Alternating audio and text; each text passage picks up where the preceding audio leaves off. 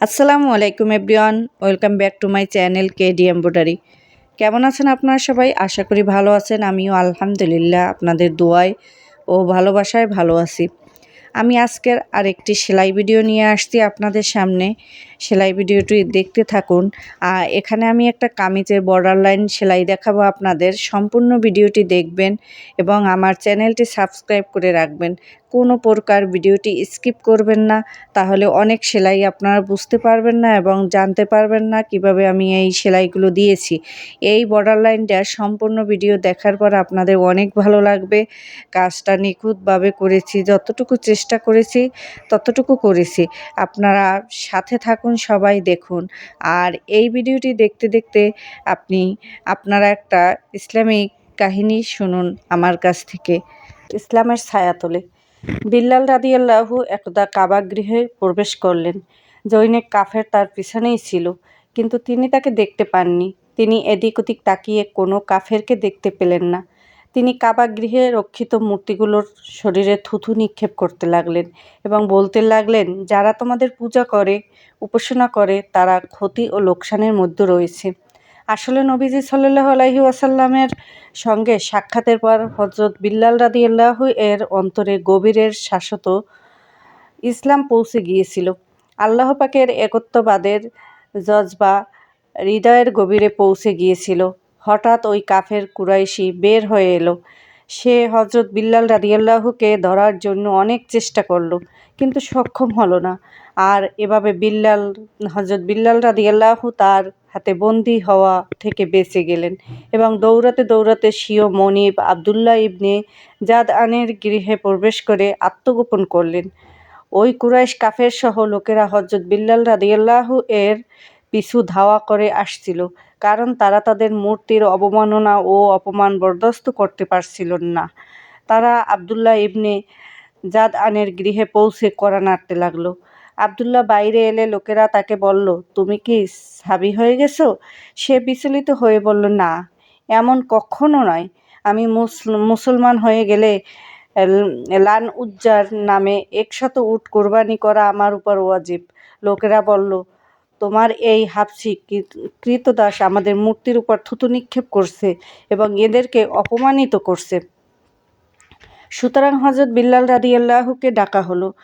আবদুল্লাহ ইবনে জাদআন Abu Jahl ও Umayya ইবনে খলফকে সম্বোধন করে বলল, তোমাদের মতামত কি? তোমাদেরকে পুরোপুরি এখতিয়ার দেওয়া হলো।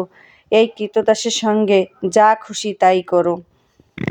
জালেমরা তাকে গ্রেপ্তার করে পাহাড়ের উপত্যকার একপাশে নিয়ে গরম পাথরের উপর শুইয়ে দিল। পাথরের বড় খণ্ড কাঁধের উপর রেখে বলল, মুহাম্মাদের ধর্ম ছেড়ে দে। হযরত বিল্লাল রাদিয়াল্লাহু তাদের কথার জবাবে বলতেন, না, আল্লাহ একক। এভাবে হযরত বিল্লাল রাদিয়াল্লাহু প্রতিদিন কুরাইশদের নির্যাতনের লক্ষ্য বস্তুকে পরিণত হতেন।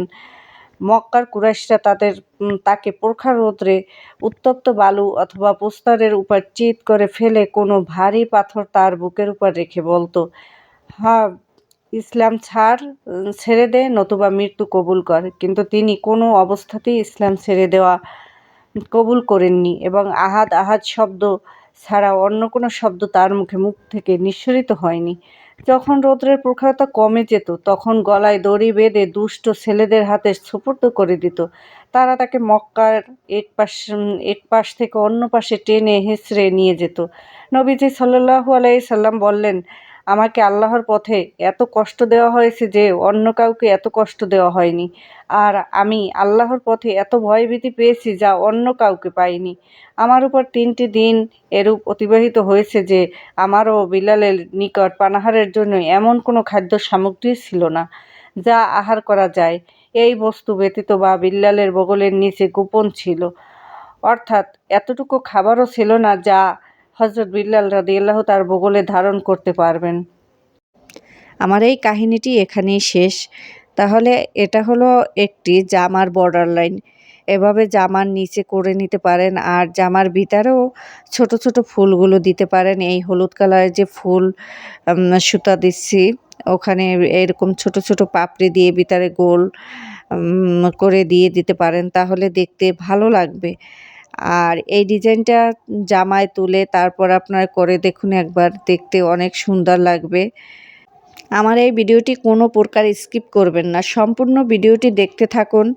আমি আপনাদের জন্য ভিডিও বড় হবে সেজন্যই আমি ভিডিওটায় স্পিড বাড়িয়ে দিয়েছি, একটি এটা দ্রুত সেলাই দেখাচ্ছি আপনাদের, আপনারা বুঝতে পারবেন সেজন্যই।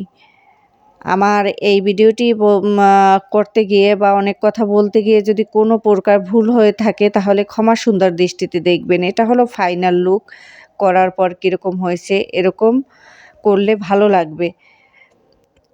আমার কথায় বা কোনো আচরণে কষ্ট পেয়ে থাকলে ক্ষমা সুন্দর দৃষ্টিতে দেখবেন। ভালো থাকুন, সুস্থ থাকুন। আল্লাহ হাফেজ।